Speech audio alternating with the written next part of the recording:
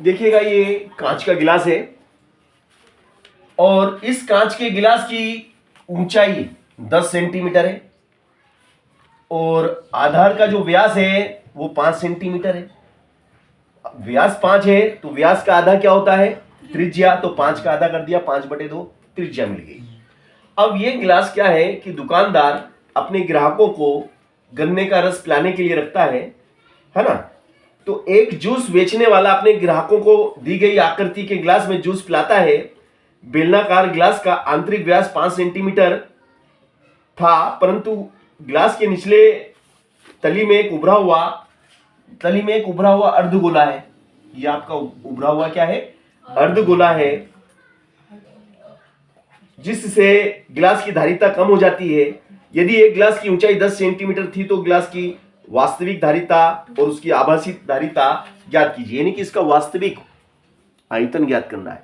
वास्तविक आयतन जो रियल में कितना इसमें रस आया, और आभासी में हमने अंदाजा लगाया और ये तो पूरा भरा हुआ है, हमको आभास हुआ कि पूरा भरा हुआ है। यानी कि अगर ये उभरा हुआ नहीं होता तो फिर पूरा रस यहां तक होता तो ज्यादा आता, तो वो होता है आभासी, जिसको हमने आभास किया है ना।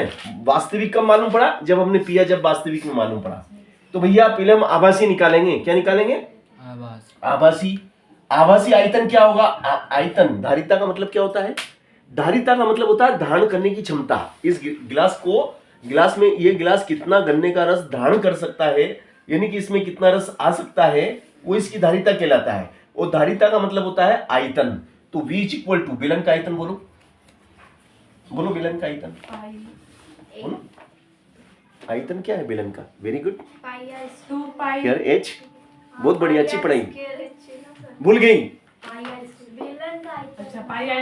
हाँ, ऐसे भूलेंगे नहीं आप परीक्षा में। चलो, तो V1 पाई का मान बोलो भाई साहब, 22/7 है ना। R कितना भैया? ये काम करो ना, 2 मिनट, इसको V1 नाम दे दो। क्या? हेलो, दिस इज V1, समीकरण 1 है ना। ये आपका कौन सा है? कौन सा आयतन है ये? आभासी लिख दो बेटा यहाँ। आभासी आयतन। मगर ये भी निकालना तो पड़ेगा ना, ये भी। चलो निकाल ही लो, क्योंकि बाद में निकालना पड़ेगा। क्या मतलब? R कितना बेटा? 5/2 की घात 2 और H कितना है? 10। ठीक है ना। बस सवाल हो गया ये भैया, आपका सवाल आ गया उत्तर। ये 22/7 5 को 2 बार लिख लो तो भैया 2 को भी 2 बार लिख लिया, और गुणा में कितना है? 10। ठीक है, गुणा में 10। तो 2 से काट दो। देखो 2 एकम 2, 2 एकम 2, 2 से 2 पंजे 10। तो क्या हो गया भैया? V1 बराबर, बोलो V1 बराबर कितना आ जाएगा?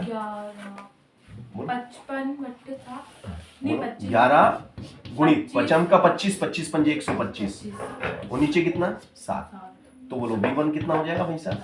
11 पंजे 55 का 5, हासिल लगा 5, 11 दूना 22 और 5 27 का 7, हासिल 2, 11 एकम 11, 11 12 13, और नीचे कितना बेटा? 7 का भाग लगा दो तो भैया इसमें अभी आयतन आ जाएगा। 7 का भाग लगाइए तो V1 बराबर क्या हो जाएगा आपका?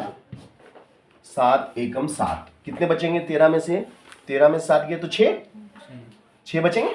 तो 6 इसको दे देंगे, 7 नाम 63, तो 4 इसको दे देंगे, 7 छंग 42, तो बचेंगे 3 दशमलव, लगा दी दशमलव, मिल गई 0, 7 चौक 28, बचेंगे 2 और 7 या 21 मान लो। चलो 7 तिया मान लो, चलो 7 तिया 21 मान लो। ठीक है, ये इतना घन सेंटीमीटर, ये क्या है? इतना घन सेंटीमीटर आपका। अब ये क्या है? ये आभासी है, दिख रहा है इसमें? आभासी है ये। इतना होना चाहिए था, इतना गन्ना उसमें आना चाहिए था, इतना रस गन्ने का उसमें आना चाहिए था। ठीक है ना, मगर इतना कम हो गया। ये क्या है नीचे? अर्धगोला। अब अर्धगोले का आयतन निकालो तो। अब अर्धगोले का आयतन का सूत्र लग जाएगा भाई साहब। तो ये देखिएगा, बहुत शानदार सवाल, बहुत शानदार। मेरे को तो बहुत अच्छा लग रहा है सवाल। क्योंकि ये क्या है, हमारे वास्तविक जीवन से जुड़ा हुआ, मतलब हम देखते हैं अक्सर हमारे साथ ऐसा ही हो जाता है, दुकान पे जाते हैं, बड़ा सा गिलास देखते हैं, वास्तविक आयतन, है ना, तो ये हो जाएगा आपका V2। क्या हो जाएगा भैया, दो गोले का आयतन बोलो, 2/3 pi r cube. Pi r cube. तो V2 2/3, पाई का मान बोलो तो भाई साहब, और आर का मान 5/2 ही है ना। इसको कितनी बार लिखेंगे, 3 बार, 3 करो, है ना। चलो भैया, तो V2 बोलो तो 2 गुणित 22 गुणित 5 गुणित 5 गुणित 5, और नीचे 3 गुणित 7 गुणित 2 गुणित 2 गुणित 2, है ना। तो देखो ये 2 से 2, ये 2 चला गया, फिर इस 2 से 2 एकम 2, 2 एकम 2, है ना। तो V2 कितना हो गया भाई साहब, V2 कितना हो गया भाई, 11 गुणित 125, और नीचे कितना, नीचे देखो तीनों सत्ते 21, 21 दूना 42। अब 11 में अपन किसका गुना करेंगे, 125 में 11 का, तो 125 में 11 का गुणा करो, 11 5 55 का 5, हासिल लगा 5, 11 दूना 5 27 का 7, हासिल लगा 2 ने 11 ने 12 ने 13, ने नीचे कितना 42 घन सेंटीमीटर। अब 42 का इसमें भाग लगा दो, 42 का इसमें भाग लगा दो, तो 42 का भाग लगाना तो अपने को आता ही है ना। तो चलो लगा के देख लेते हैं क्या दिक्कत है।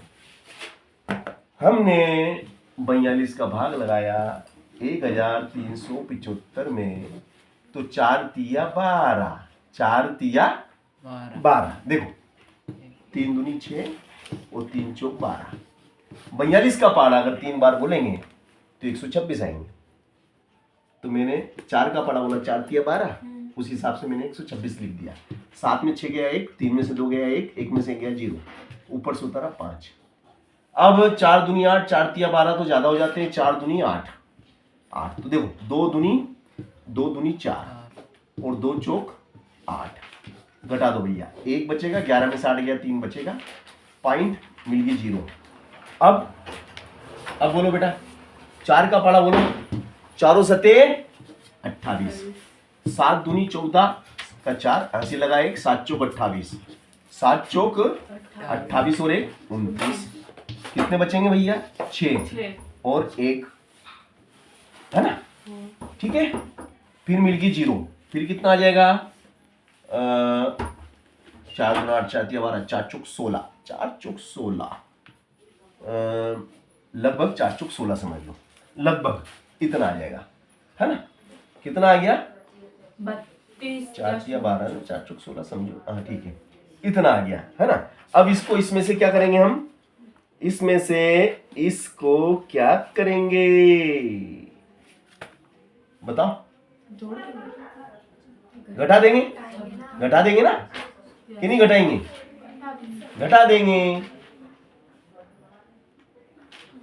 0, 4 चौक 16, हाँ घटा दो, तो अंतर आ जाएगा, है ना, कि भैया इतना गन्ने का रस उसने हमें कम दिया, कितना गन्ने का रस कम दिया वो पता लगेगा कैसे, V1 माइनस V2, तो V is equal to V1 कितना था 196.43 माइनस कितना आया 32.74, यही है ना, घटा दो तो भैया, 13 में से 4 गया तो कितना बचेगा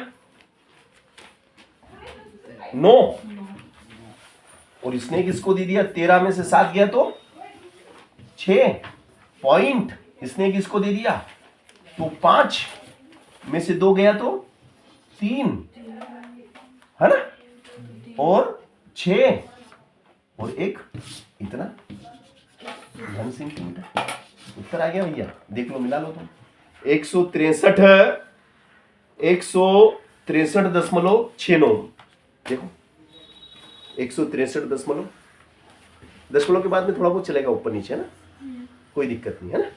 163 तो पूरा है ना, हाँ। खुश, चलो तो ये बहुत अच्छा सवाल था।